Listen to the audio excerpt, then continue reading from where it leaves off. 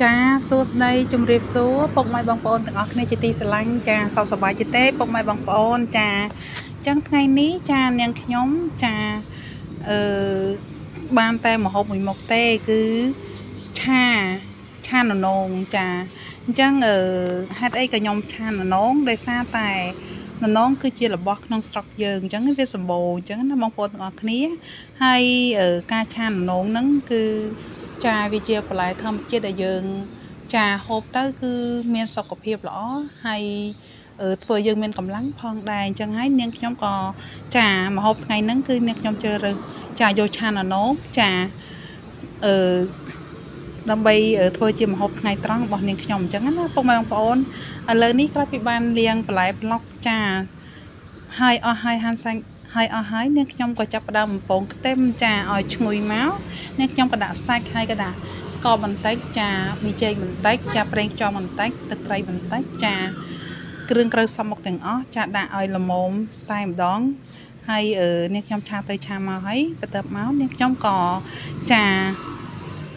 ទុកឲ្យសាច់ហ្នឹងគឺវាឡើងឆ្ងាញ់បន្តិចអញ្ចឹងណាកូរទៅកូរមកកូរទៅកូរមកចាពុកម៉ែបងប្អូនទាំងអស់គ្នាចាឆាននងបែបងាយសាមញ្ញចាលឿនទៀតផងចាហើយក៏ចាបន្លែចាននងហ្នឹងគឺនិយាយទៅរបស់ធម្មជាតិយើងផ្អែងឆាហូបទៅវាជួយចារូបរាងកាយយើងចាឲ្យមានសុខភាពល្អហើយមានកម្លាំងផងដែរចាហើយនេះខ្ញុំចាប់ដើមចាឆាសាច់ជាមួយនឹងចាគ្រឿងក្រៅគ្រប់មុខហើយចាកូរទៅកូរមកកូរទៅកូរមកចាបន្ទាប់មកចានាងខ្ញុំក៏ចាទុកឲ្យវាឆ្អិនមកស្ទុះមកចាហ្នឹងសាច់ចាប់ផ្ដើមឡើងចាឈ្ងុយហើយចូលជាតិជាមួយនឹងចាចូលជាតិជាមួយនឹងប៊ីចេងស្ករប្រេងខ្យងទឹកត្រីចាហើយអ្នកចូលចិត្តម្រេចក៏ដាក់ម្រេចទៅចាបន្ទាប់មកនាងខ្ញុំក៏ចាក់បន្លែចាចូលតែម្ដងចាបន្លែយើងគឺស្រស់មែនតែនជាមួយនឹងននងចាននងស្រុកខ្មែរយើងអញ្ចឹងណាចាពូននងដាំកើតណានៅស្រុកខ្មែរយើងចាក៏យើងកប់ចាដាក់ត្រើងមកឡើងចេញផ្លែពេញនឹងតែម្ដងចាអញ្ចឹងនាងខ្ញុំក៏ចាប់ផ្ដើមត្រឡប់ទៅត្រឡប់មកត្រឡប់ទៅត្រឡប់មកចាជាមួយនឹងចាឆាននងសាច់ជ្រូកចាហើយចាសាច់ននងគឺវារាងផ្អែមបងប្អូនចាឈ្ងុយផ្អែមមែនតេនចាឥឡូវនាងខ្ញុំក៏ទុកមួយស្ទុះហើយនឹងខ្ញុំដាក់ទឹកបន្តិចដើម្បីឲ្យវា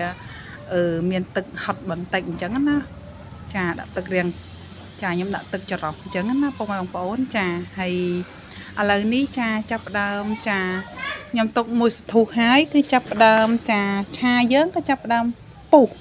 ចាចាប់ផ្ដើមពុះនាងខ្ញុំក៏ត្រឡប់ទៅត្រឡប់មកឲ្យវាសព្វជាមួយនឹងបន្លែហើយនឹងគ្រឿងក្រៅទាំងអស់ហ្នឹងចាឲ្យវាឆានងយើងហ្នឹងឲ្យសាច់ជ្រូកហ្នឹងឆ្អិនល្អតែម្ដងចាដើម្បីឲ្យវាចាងាប់មេរោគផងដែរអញ្ចឹងណាពុកម៉ែបងប្អូនទាំងអស់គ្នាចាហើយបន្ទាប់មកក៏ចាប់ផ្ដើមឆ្អិនតែម្ដងហូបឆាននងទាំងអស់គ្នាចា